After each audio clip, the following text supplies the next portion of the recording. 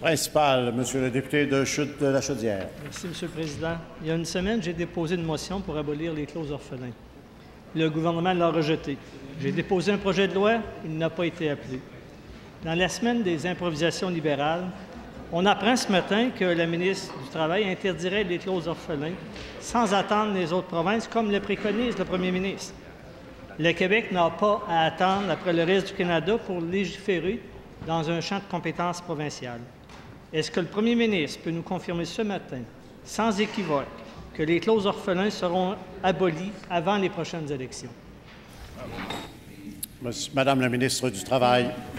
Alors, merci, Monsieur le Président. Alors, évidemment, on n'a pas attendu le dépôt du projet de loi du collègue pour agir. Il le sait très bien, puisque nous sommes au travail depuis un certain temps. Alors, c'est quelque chose qui a été annoncé au début de l'année par notamment notre premier ministre à l'effet qu'effectivement, il y aurait une révision ciblée de la loi sur les normes du travail. Un certain nombre d'éléments avaient été amenés, notamment les agences de placement, de recrutement et la question aussi des régimes, des disparités de régimes de retraite également a été soulevée. Alors, je rappelle aux collègues que lorsque le projet de loi, cette pièce législative qui sera importante, sera prête, nous la déposerons et nous aurons l'occasion de débattre à l'intérieur de nos instances, Monsieur le Président, et de faire cheminer ce projet de loi-là, pour que chacun et chacune en cette Chambre puisse s'exprimer sur la question. Mais nous le déposerons, ce projet de loi, quand il sera prêt, Monsieur le Président. Première complémentaire, Monsieur le député de Chute de la Chaudière. Monsieur le Président, on se penserait à la Ligue d'improvisation. D'un côté, on a la ministre du Travail qui s'engage à abolir les clauses orphelins sans attendre après les provinces. De l'autre côté, on a le premier ministre qui veut attendre après l'Ontario. Monsieur le Président, le PLQ, c'est le parti de l'improvisation du Québec. La ministre du Travail peut-elle s'engager pour tous les jeunes travailleurs à abolir les clauses orphelins d'ici les prochaines élections? Madame la ministre du Travail. Évidemment, on va déposer un projet de loi. C'est parce qu'on souhaite l'adopter, Monsieur le Président. Et évidemment, on va compter sur la collaboration des collègues pour qu'on puisse s'élever au-dessus de la ligne partisane et qu'on puisse effectivement regarder l'ensemble de l'œuvre des normes du travail et qu'on puisse adopter l'ensemble du projet de loi au moment opportun.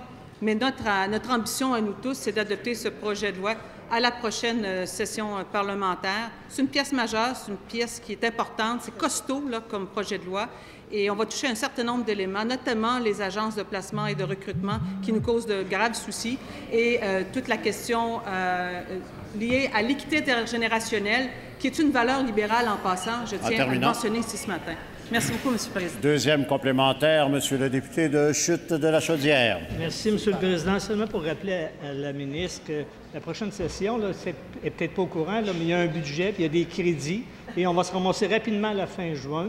Et malheureusement, là, nous allons vivre, les jeunes vont vivre avec les clauses de disparité, les clauses orphelins, parce que ce gouvernement-là n'aura pas adopté de projet de loi permettant de les abolir d'ici les prochaines élections. Monsieur le leader du gouvernement. Monsieur le Président, je m'étonne que le collègue qui, dans les premières questions, semble insister pour que nous puissions adopter les mesures pour protéger chacune de nos générations au Québec, nous annonce à la dernière question que nous n'aurons pas sa collaboration.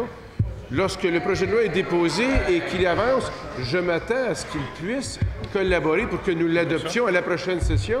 Je suis étonné qu'il nous annonce qu'il sait qu'il ne sera pas adopté. On dirait qu'il veut prendre des mesures pour qu'il ne soit pas. Je suis très désolé, Monsieur le Président, très désolé.